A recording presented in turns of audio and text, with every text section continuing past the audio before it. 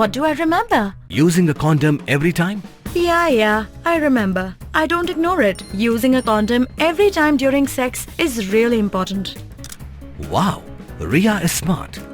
Life will be safe for sure when condom is used always. Don't ignore, remember once more.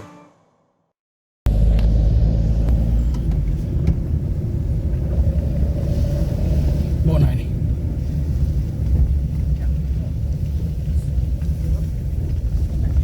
Ya kamet yap jong uwe samla ubadang kat nyos namrta lalap hakarukam kamper nika step nyotrik risau nak malak basyatra jong yang saw mala kabadang dan hapadeng gajingshna kata hajan gelenti bandrung Jowai Polytechnic latat lebok klik rumpum.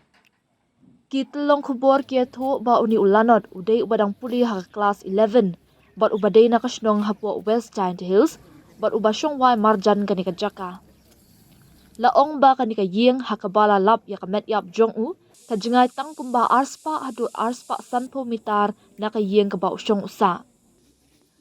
Kat kum ki kubor layat hu ba uni samla ulami na la ying hakapor kumba shipo baje minmiet jong kasi ningkong Henry lawan paishu shalaying.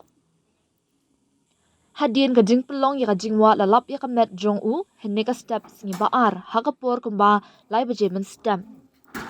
Na kaliang ki pulit kilalap dien ru eki kattu kani gitiar kitar ki jong u ki baken thop yak pisa bat yet kmat na kamala ke basyalor jong katika yeng kat ba ya mobile phone jong u pakajaket lalap na kamala basyatrai. Na kaliang ki pulit kindang pelong ya kajing to okit ban lap ya kadaw jong kajing yam.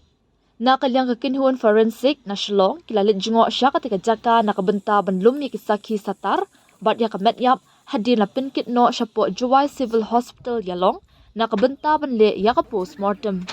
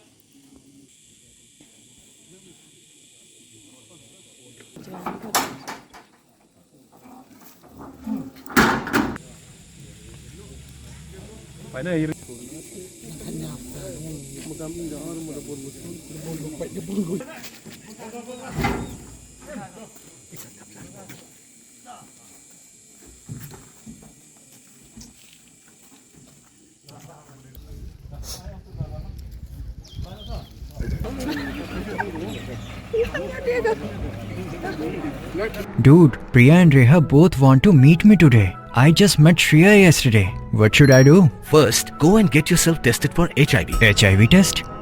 You have multiple casual relationships and unsafe sexual practices.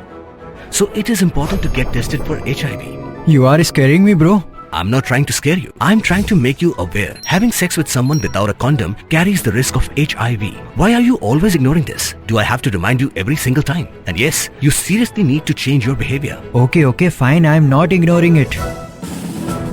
Sorry, Priya. Sorry, Reha. Today I am giving time to the HIV test, not to you guys. If your habits are like Rahul, HIV test is important for you.